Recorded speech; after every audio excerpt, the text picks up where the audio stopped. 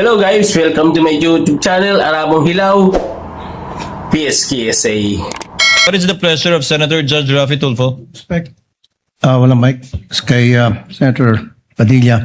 Bakit pag sa kabila pinapayagan sila 5-10 minutes? Bakit pag sa amin, sa majority, kinakat agad ni remind pagdating ng 2 minutes? I think nakakalata na kami. So dapat pag sinabing 2 minutes, 2 minutes.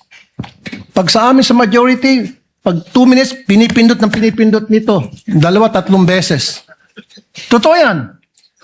Pero pag sa minority, umabot na ng 5 minutes, 10 minutes. At meron akong record yan. Pinapayagan. Why? Thank you. The comments of Senator Judge Raffy Tulfo is recognized. However, the chair would like to point out that in the impeachment court, there is no majority nor minority. We are all senator judges. And Senator Lacson earlier requested also an additional time to finish his point, which the chair allowed. That's why the chair reminded Senator Judge Padilla to wind up because his time already lapsed. Kaya nga, Mr. Presiding Officer, I'm sorry, I do have a lot of respect in you. Yung sa akin lang, kahit na sino senador, kapag dating na ng 2 minutes, pinipindutan ng bell eh. Ako ilang beses na ako napindutan ng bell. Nakakairita eh. Samantalang yung iba, hindi pinipindutan ng bell, umabot pa ng 5 minutes. I'm not referring to anybody here now. Yun lang yun eh. Kaya nga kuminsan, binubulungan ko na nandiyan eh. Oy, pindutin mo na yung bell.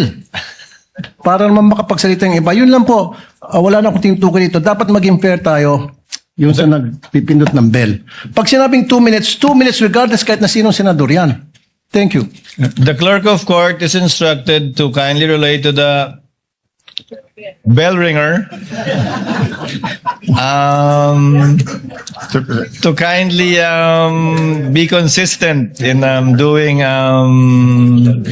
the polite reminder to the senator judges with respect to the time allotted. Sir Presiding Senator Officer. Judge Yes. Cayetano Alan. No, I take the comments of Senator Tulfo in order. I respect your opinion, but just to put on record, as you said, Senator Lacson a while ago asked for more time, binigay. Walang bell yon. Yesterday, 2 bell sa akin. 2 o 3? Dalawa lang ang bilang ko. 2 lang bilang mo. And maybe the solution is that after the first, isang bell na lang, pero kasi from the start of the impeachment trial, we asked the presiding officer at sabi mo nga, liberality, because then if we can't ask questions, baka magkaroon ng motion or mas lalong tatagal. Maybe you've been doing it naman, but yun nga, yung just ask to wrap up. But konting, we all want to get back to work. There's so much that we want to do. At least, wala ngang majority-minority, but at least wala ngang threat ng kaso sa majority. Kami magsalita dito, parang may sword sa aming nakatutok. So, konting pagbibigay din sa amin ng konting liberality din sa pagtatanong. Yes. But in accordance with the rules, tama naman po yung sinabi ni Senator Tulfo. The presiding officer shall take in advisement the points raised by Senator Judge Raffy Tulfo as well as the point raised by Senator Judge Allen. And in that spirit, kindly wind up, Senator Judge Padilla. Ginoong tagapamahalang hukom, nais lamang pong sagutin ang ating kaibigan na si Senator Raffy Tulfo. Sandali lang po. Kaibigan, mas mahaba kasi yung sagot ng ating prosecution. Ako po ay nagtatanong lamang ng oo ba o hindi. Opo. Pasensya na po. Opo. Kindly wind up, Senator Judge Padilla, but you're gonna Opo. bail of the Maraming second round salamat if there's po. one. Tatalon na po ako. Dito na po ako sa aking kaibigan. Maraming salamat po, kaibigan. Opo. Sa akin pong kaibigan, kay Attorney Matibag, mahal na saksi. Mabilis lang po ito. Ako po ay napunta sa PDP Laban dahil po sa inyo. Tama po. Opo. Kayo po ang kumimbinsi sa akin. Tama po. Campaign manager nyo pa po. Opo. At masasabi po natin na isa kayo sa nagpa-number 1 po sa akin. Tama po. Sa lugar po namin, number 1 po kayo. Opo. Attorney Matibag, Sumama po ako sa inyo dahil alam ko na isa po kayo sa arkitekto ng pagkapanalo ni President Rodrigo Roa Duterte. Tama po ba? Hindi po. Sapagkat noong 2016, ako po ay campaign manager ng Region 4A ni Secretary Mar Rojas po. Ayun. So, hindi po kayo connected nung panahon na yon kay Pangulong Rodrigo Roa Duterte? Hindi po. Opo. Kung kayo po ay nagtatrabaho sa mga iba't ibang politiko, kayo po ba ay matatawag na political analyst o political ano pong tawag po doon? Yung mga nagsasagawa, nagpapatakbo ng politika ng bawat politiko? Well, maaari pong matawag na tayo ay tumutulong sa ating pinaniniwalaan na kung sino po ang dapat manungkulan sa ating bayan. Opo. Ibig po sabihin, pwede po kayong gumawa ng isang kandidato at manalo. Makatulong lang po. Sapagkat ang paniwala ko po, hindi naman po isang tao, lalo na ako, ang magpapanalo ng isang kandidato. Opo. So ngayon po, masasabi po natin na pwede po kayong magtrabaho bilang isang political operator? Ano po bang konteksto ng political operator? Ang ibig ko po sabihin, ako po ay nasasama sa isang political party noon, so tumutulong po tayong maipanalo ang isang kandidato ng political party. Opo. Maipanalo lang po? O ano po ba ang trabaho ng political operator sa Pilipinas? Pwedeng gumawa? Pwede din sumira? Well, ang political operator to be successful, kailangan po yung kanyang sasamahan ay magtagumpay yung kanya pong laban at advokasya. Okay. Yun lang po. Maraming salamat po, kaibigang attorney. Thank you, Senator Judge Padillas. The Senate President is recognized for his interjections. Thank you, Mr. Presiding Officer. Tutuloy ko lang po yung mga katanungan ng mga kasamahan po natin kanina. Mr. Witness, yung babalikan ko po yung persons of interest. Itong person of interest, ito yung nakausap niyong actual killer? Yung persons of interest po can be characterized na merong nakausap. The presiding officer shall make Ms. interjections. Senator Judge Alan Cayetano, may proceed. Before the questions, just two manifestations. No? The gentleman may proceed with his manifestation. First of all, to the NBI director, he looked at me when I smiled a while ago. I wasn't laughing at you or anyone. Nung sinabi mo lang 6'7" kasi, yung or 7'6", mga pamangking ko, basta't sinabing 6'7", nagtatawanan na. Naintindihan ko po. I Nakita ko po hope you kayo weren't, doon. yung iba kasi hindi, baka akala ko anong I ibig understand sabihin. po. And we're on Yes, TV, so we can be on opposite sides, but we can be very professional, di ba? Salamat So, po. the second manifestation, Mr. President and Honorable Presiding Officer, you know, much have been said about technicalities, humahaba to, may mga relevant, irrelevant. So I just want the prosecution and defense to know, because we're gonna go on a short break. Short lang naman, SONA sa Monday kontra SONA sa Tuesday, makikita tayo sa Wednesday. Both sides, you're doing a good job. Both sides. I mean, the prosecution, your job is to prosecute, and the defense, your job is to defend. The onus is on us. May tinatawag na defense senator judge, may tinatawag na prosecution senator judge. Wala pa akong impeachment dito na hindi nangyari yan. 'Di ba? Ang importante, hindi lang yung resulta, but yung proseso. And I always say, democracy is messy. If you want a dictatorship, it's less messy, but it's a dictatorship. May problema. You want a democracy, it's not.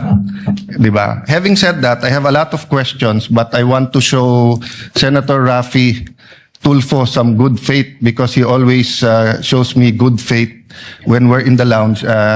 Hindi ko na itatanong today, since I think in the next few weeks, madalas naman kami magkikita ni Director Matibag dahil marami siyang iniimbestigahan na kasama ako doon. So I'll be seeing you, Mr. Director. Thank you, Mr. Presiding Officer. Thank you, Senator Judge Alan Cayetano. Senator Judge Amy Marcos is recognized for her questions and interjections. You may proceed, ma'am. You have 2 minutes. Yes, thank you very much to our presiding judge. Kumusta Attorney Mel, Congresswoman Ann, at sa lahat na narito. Itatanong ko lang, kasi sinusundan ko rin yung kwento ninyo, na kahapon sabi ninyo na 100% certain na si VP Sara contracted someone over the alleged plan to kill the president as well as 2 others. Tapos, ito naman, corroborative naman ito, nung sinabi ninyo, nung 29 April yata sa House of Representatives, na sinabi rin ninyo, meron na kaming leads at mukhang talaga yun ang findings. Kaya may grave threat at inciting. Tama ba na sinabi po ninyo to? Tama po, meron pong report po. At alam din natin na nag-file na yung NBI February 2025 na ng inciting to sedition case against BP nung February last year. Ngayon, nagtatanong lang ako, 14 months later, as late as 29 April, the NBI still has not identified yung supposed assassin. Does it mean na at that time na nagpila sila ng kaso ng inciting noong Pebrero na nakaraang taon, the NBI wasn't even sure if there was an actual assassin? Alam ko before your time to, no, Mel? Pero tinatanong ko lang, how can the NBI be sure there was really a contract if they can't even identify the said assassin? Respectfully po, Your Honor, magkaiba po kasi ang elemento nung yung pong kaso ng grave threat saka inciting based on the investigation report at based po sa findings ng NBI noon, nakumpleto na po yung elemento ng grave threats saka ng inciting to sedition. Hindi naman po kailangang mahanap kung sino po yung kinausap na assassin. That is not an element for the filing of a complaint. So, ang sinasabi po ninyo, tama yung pagka-file, pero hindi kompleto yung mga findings dun sa affidavit of investigation dahil yan din ang sinabi ni NBI agent Attorney Longtok na nandito siya at pinahiwatig niya na siya ay lead investigator pero wala siyang personal knowledge of whether there was an actual assassin. So, why is it that 14 months after filing of the cases, the assassin is yet to be named? At ngayon, humihingi pa kayo ng 3 hanggang 6 na buwan para tuklasin kung sino nga yun. Ganito nga po, yung pong grave threat at inciting to sedition, nandun na po sa DOJ yan. That is the subject of a resolution na dapat gawin ng DOJ. Magkaiba po yan, hiwalay po natin. Ito po ang ating investigation dito is an investigation because of the continuing active and serious threat to the President amounting to the effect na yung national security is only being compromised. Pero hindi so doon po natin yan, tinitingnan. Hindi po yan ang sinabi ninyo Kasi ang sinabi ninyo doon sa House of Representatives, sa Justice Committee, maliwanag sa amin nyo na meron kaming leads at mukhang ito na talaga ang findings. Kaya nga po nag-file ng kaso ng grave threat at inciting to sedition. Sabi ninyo, yan ang dahilan. That was your statement. Because if you stand by these words na may finding na talaga, at yun ang dahilan kaya nagpila noong February, as early as February, the date that the NBI filed, the NBI already had findings that VP Sara spoke with an assassin. How come kayo ngayon, sinasabi ninyo na wala naman nung panahon na yon? Ganon din ang sinabi ni Attorney Lotok. So, hindi ko maintindihan ngayon, talaga bang may assassin na na-identify nung Pebrero o wala? Wala pong na-identify nung February. Bakit niyo sinabi doon sa House of Representatives na yung dahilan na nagpila ng kaso kasi meron na kayong assassin? That is totally magkaiba po na issue. Again, babalik po ako. Pareho yung issue kasi yun din lang inaalam ng Justice Committee noon At ang liwaliwanag na sabi nyo, yung dahilan na nakapagpila na sila ay dahil natuklasan na yung assassin. Wala po akong sinabi doon na natuklasan. I also mentioned at that time that there are persons of interest. Again, we have to go back po na yung inciting to the sedition and grave threat. Hawak ko po yung transcript kasi. Okay po, tama naman po yung binabasa niyo. Kaya nga nag-file ng kaso kasi meron na kaming leads. Well, ang liwanag ng pagkasabi ninyo We are referring, may lead na nga po, ibig sabihin, yung pong grave threat completed na Meron ng threat. In fact, tumatawid na po tayo sa merong kinausap. And we are already talking about doon sa admission ni mismo ni Vice President Sara na meron siyang kinausap na papatay at pumayag yung papatay. Parang napakaliwanag ng sinabi niyo noon at mas malabo di hamak ngayon. Ngayon, bakit kinailangan pa mag-issue ng AO11 kung talaga namang continuing investigation? Dahil ba ito sa April 12 yung sinasabi niyong Rage Coalition? Kasama po yan, paulit-ulit ko pong sinasabi na there is a 5 points na tinignan po natin na ginagamit po ng isang social Yes, we're service. aware of that. The sexual, economic, etc. Alam naman natin yon kasi yan din ang gamit ng US, di ba? Tama po. Kaya po, merong ongoing investigation. Sinabi ko na yung threat is serious, continuing, and active, na ito po ay tumatawid na rin to the level of national security. Kung talagang may pattern of violence, doon sa Rage Coalition launching, andun ba si VP Sara? Wala po. Ganun pala eh. As a matter of fact, she wasn't even there. Siya ba nagsalita? Siya ba nagsabi nun? Si Mayor Basti po. Are you implying na may conspiracy kay VP Sara at Mayor Baste to have the president killed? Yan po yung aming tinitingnan. Kanina po, tanong ni Senator Ping Lacson, tinitingnan po natin kung mayroong sabuatan po na nangyayari. May katibayan ba tayo dito sa conspiracy? Dahil matindi ang pinag-aralan nyo bilang abogado. Sapat ba ito para ipakita na may conspiracy dun sa dalawa? Yun po din yung sagot ko kanina kay Senator Ping Lacson, kaya po hindi pa nakasuhan sapagkat tulad po ng mga kaso na pumapasok at alam po ng mga abogado na conspiracy is sometimes harder to prove than the crime itself. That's why we have to make a case build-up para masiguro po natin ng isasampang kaso Sa ay madaling lulusot. sabi, wala pa pong katibayan ng conspiracy. Yun po yung tinitingnan nga nating anggulo kaya Yun nga, tinitingnan ng pero sa ebidensya. ngayon, habang tayo ang naglilitis dito, wala pa. Kung meron na po, na-file na po namin yan. Kailangan po lumusot ito under Memorandum Circular number 20 of the Department of Justice. Ngayon, reasonable certainty of conviction. alam natin yan.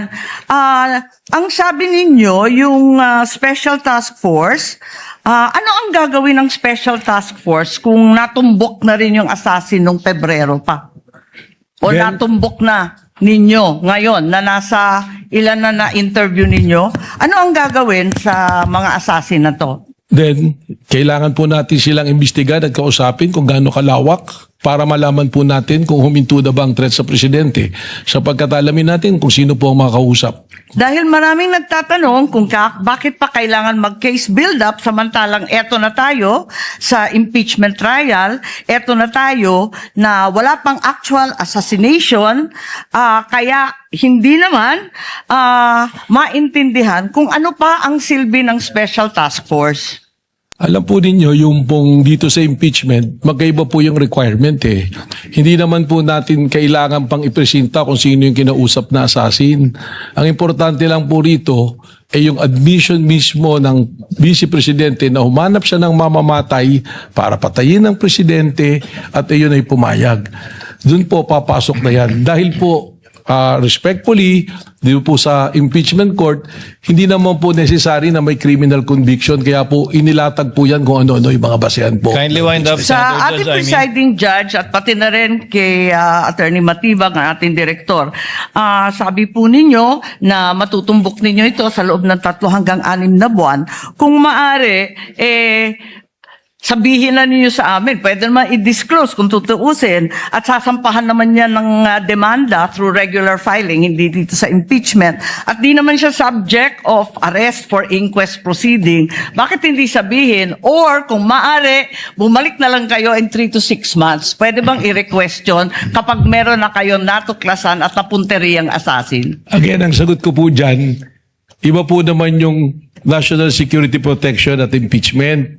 Dito po sa impeachment, yung sinasabing betrayal of public trust ay pumasok na po dahil meron pong sinumpang tungkulin ng ating Vice Presidente to protect and defend the Constitution, execute the law, do justice to everyone, and consecrate herself to the service of the nation. Alam po natin Yung yan. pong ginawa niya po, papasok po yun sa betrayal of public trust kasi enforce the law, do justice. Pero ito po, Execute the law. Ito, execute the president po eh. Alam po natin yan, pero binubuo natin ang mga elemento ng grave threats at inciting to sedition. Maraming salamat.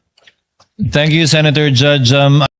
Okay guys, yun lang ang video natin for today. At don't forget to follow, like, share, subscribe to my YouTube channel. At marami pong salamat sa inyong lahat. God bless everyone.